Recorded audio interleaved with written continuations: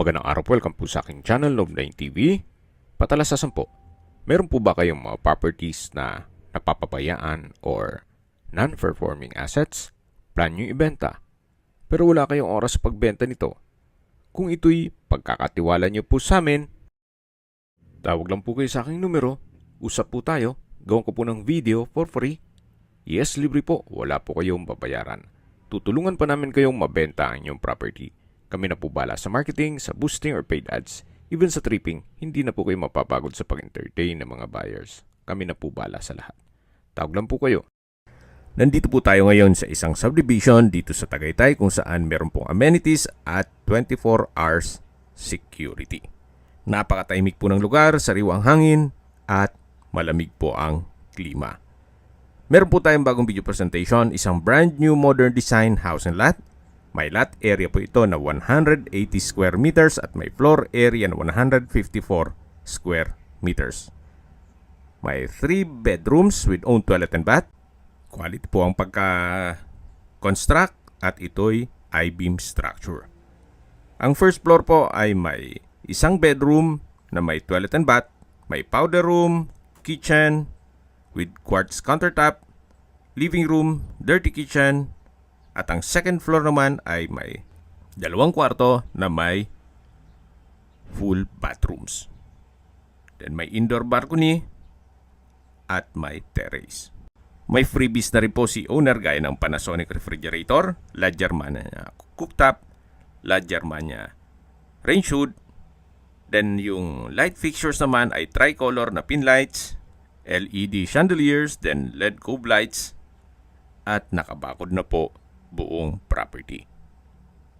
Meron na rin pong steel gate at pedestrian gate. Tungkol naman po sa dokumento nito, ito po'y titulado, buhay po ang may-ari, kaya wala po kayong maging problema sa documentation o sa transfer ng title. Dito po sa loob ay malaki pa ang espasyo. Then natural stone design po itong fasad na meron pong glass walls. Then ito pong ceiling ay meron pong ceiling panels, then may pin lamps. Ito pong terrace ay naka-glass railing. Then dito naman po sa side nitong garahe ay meron pong crazy cut na tiles. At may setback po yan, paikot ng buong bahay. Brand new po ito, kita nyo naman, meron pang natirang mga materyales. Ito naman po yung main door, naka-solid wood, at ito'y naka-smart lock. Samahan niyo po ako, pasok po tayo, at welcome po dito sa bahay ni Madam at Sir. Ito po yung living area, then dyan po yung dining area, sa dulo naman yung formal kitchen. Premium tiles ang ginamit dito sa flooring. Napaganda po nitong disenyo ng glass walls and windows, nag-serves as natural sunlight. Yan po, tunghayin niyo po. Then sa dulo po ay meron pong chandelier at double high ceiling po sa side na yan. Yan po ulit yung living area o salas na kung saan meron rin pong mga outlet. Matatanaw naman natin yung sliding glass door na kung saan yan po yung access papunta sa covered lanay. Dito naman po nakapwesto yung dining area. Bago natin i-check ang formal kitchen, labas po muna tayo dito sa may covered lanay. Na kung saan ito po yung tinutukoy ko na sliding door. Ito po yung covered na ang area to. Then naka-tile flooring. Sa dulo po yung dirty kitchen o service area. Then may setback po yan, paikot ng buong bahay.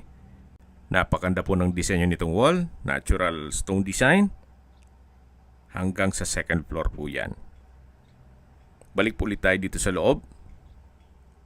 So ito po ulit yung dining area, sa dulo yung living area, yung hagdan, at yan po yung first bedroom. Mamaya po check natin yan. At dito naman po yung breakfast nook na may pendant lamp at quartz kitchen countertop. Yan po yung tinutukoy ko na freebies ni owner na kung saan meron pong Panasonic refrigerator, then La Germania cooktop, La Germania range hood, then meron na rin pong mga wall-mounted modular kitchen cabinet. May stainless sink with faucet, kitchen window, kitchen drawer at storage ng kitchen utensils. Then dito naman po yung access door na papunta sa service area. Check po natin. Ito naman po yung perimeter fence. Then yan po yung countertop or dirty kitchen. At yan po yung tinutukoy ko na setback paikot ng buong bahay. Then customized din po ang window glass dito sa first bedroom. Balik po ulit tayo dito sa loob. Yan po ulit yung formal kitchen, yung breakfast nook, yung dining area, sa dulo yung living area, at yung access door papunta sa covered lanai. Ito naman po yung first bedroom. Na kung meron man po kayong PWD or senior citizen sa pamilya, ito po yung para sa kanila. Napakalaki po ng espasyo. Yan po yung tinutukoy ko na customized glass window. May mga outlet na rin po ito. Then, tile flooring. Pulido po ang pagkapintura ng ceiling at wall. Meron din po itong sariling toilet and bath na kung saan ito ay naka-frozen glass ang bathroom door. May bathroom countertop, stainless faucet, then from floor to ceiling po ang tile bathroom wall. Then sa baba po ay may flute type design. Ito po yung overhead shower, may bathroom window, then water closet with bidet. May tissue holder din po. So ito po yung toilet and bath ng first bedroom. Tunghayan nyo po ulit itong unang kwarto na kung saan napakalaki po ng espasyo. Meron din pong ceiling cove design. Lalabas na po tayo para check natin yung ibang parte nitong bahay. Napakaaliwalas po ng floor plan. Napaganda po. Simple lang, pero pagpasok nyo po, maliwalas po. So dito na po tayo sa may hagdan na kung saan sa baba po nito ay may powder room. Ang bathroom door po ay naka-frozen glass na rin siya. Same design nung toilet and bath dun sa first bedroom. Check po natin. Itong powder room ay kumpleto din po. Hand wash basin, stainless faucet, then water closet with bidet, tissue holder, bathroom window, at naka-tile bathroom wall. Ito pong understairs naman ay pwede pong lagyan ng storage. So kayo na lang po ang pagpapagawa niyan. Mula po dito sa powder room, yan po yung main door. Ito po yung glass walls and windows dito sa may living area. At matatanaw naman natin yung dining at yung formal kitchen at yung first bedroom. Nandito na po tayo sa hagdan. Naka-wooden staircase at handrail, then glass railing. Samahan niyo po ako, kaya't po tayo. Then dito naman po ay may staircase window na nag-serve as natural sunlight din po yan. Malaking bagay po yung mga glass windows dito sa staircase. At nakakapaaliwalas din po yan. Nandito na po tayo sa second floor. Ito po yung hallway. Yan po yung mga kwarto. At ito naman yung open below. May chandelier. Yan yung glass wall. And window. At sa baba po yung living area. At yung main door. Maganda rin pong maglagay ng couch dyan para pwede pong gawing hangout area o family area. Dito na po tayo sa kwarto o hallway ng mga kwarto na kung saan ito po yung second bedroom. Naka-tile flooring, pulido din ang pagkapintura ng ceiling at wall. Merong customized glass window. May sarili din po itong toilet and bath. Ito po yung walk-in closet. Kayo na lang po magpapalagay ng wardrobe or cabinet. Then dito naman po yung full bathroom. Naka-frozen glass. Itong bathroom door. Then stainless handle. May bathtub. overhead shower, tile bathroom wall, water closet with bidet, bathroom countertop with hand wash basin, at stainless faucet. Yan po yung bathroom window. Malaki naman po ang espasyo nito. Yan po yung toilet and bath o full bathroom ng second bedroom. Naka-ceiling cove design na rin po ito at meron pong pin lamps. Labas po tayo at check natin yung third bedroom. Nandito na po tayo sa third bedroom. Mas malaki naman po ang espasyo nito. Then same design nung glass window. Nung sa baba, ito'y customized. Then naka-ceiling cove design. Then may pin lamps. May mga outlet na rin po. Naka-tile flooring. Then pulido din po ang pagkapintura ng ceiling at wall. Meron din po itong sariling full bathroom na kung saan ito po yung pwesto ng walk-in closet. Na malaki naman po ang espasyo. Then dito naman po yung banyo o toilet and bath. Naka-frozen glass din po at meron pong stainless na door handle. Overhead shower, bathroom window, from floor to ceiling po ang tile bathroom wall. May bathroom countertop with hand wash basin, stainless faucet, water closet with bidet, tissue at towel holder. Yan po yung toilet and bath ng third bedroom.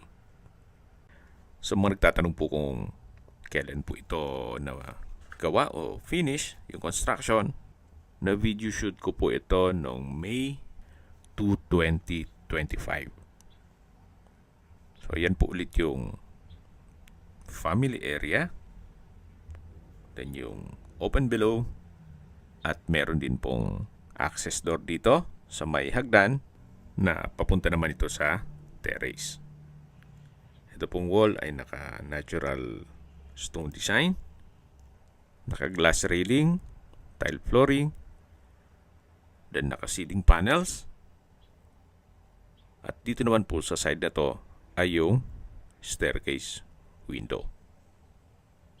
Yan po yung setback na papunta sa service area. At tunghayan yan po itong kapaligiran. May ilang mga bakanting lote pa. At yan po ang inyong mga magiging kapitbahay.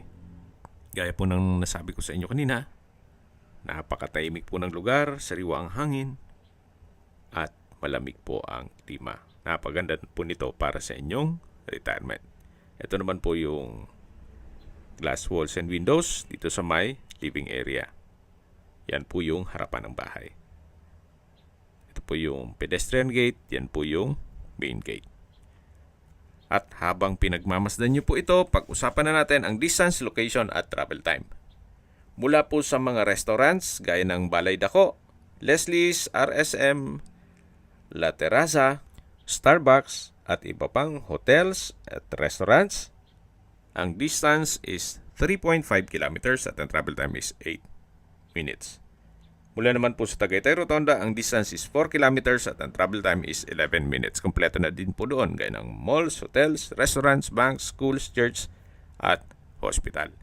Yan po yung laging binabanggit sa inyo na dapat nyo i-consider sa paghanap ng property, yung meron pong malapit na hospital.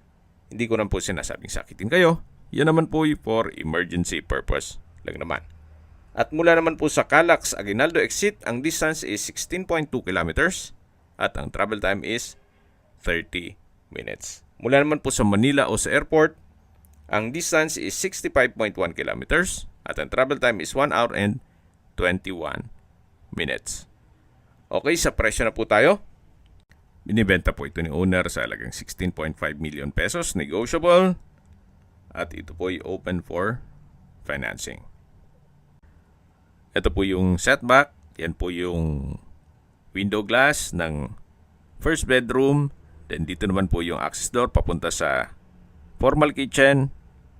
Ito naman po yung service area o dirty kitchen. At dito naman po yung cover lanay. Then sa dulo naman po yung access na papunta sa garahe. Ito pong covered lanay ay naka-polycarbonate roofing. Yan po yung kaninang tinutukoy ko na naka-natural stone design itong wall. Dito po sa harapan ay meron pong pine tree at ito po yung harapan ng bahay. Yan po yung facade. Napaganda po, napakaliwalas. At ito'y brand new. Kung may mga katanungan po kayo, tawag lang po kayo sa aking numero. Meron po akong Viber, WhatsApp at Telegram. Same number lang po, 0917-316-3399. Sa mga nagtatanong naman po ng aming Facebook, meron po aming Facebook page na Nov9TV at Facebook Real Video. Meron din pong TikTok at Instagram. May ibang YouTube channel po kami, the Nov9TV channel, Nov9TV Listings, Nov9TV On The Spot, Nov9TV Updates, at Nov9TV House Rental. Sana po naibigyan nyo ang video presentation. Paki-like and subscribe na lang po sa aking channel para ma-update din po kayo sa aking future listings. Kung sakali po hanap nyo yung mas malaking sukat ng lupa, meron din po kami ibang listings na pwede nyong pagpilian. Huwag po kayong mag-atubiling tumawag sa amin.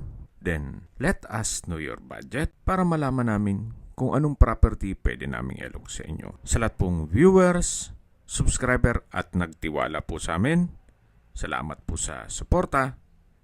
Ingat po kayo lagi at yung pamilya. Maraming salamat po.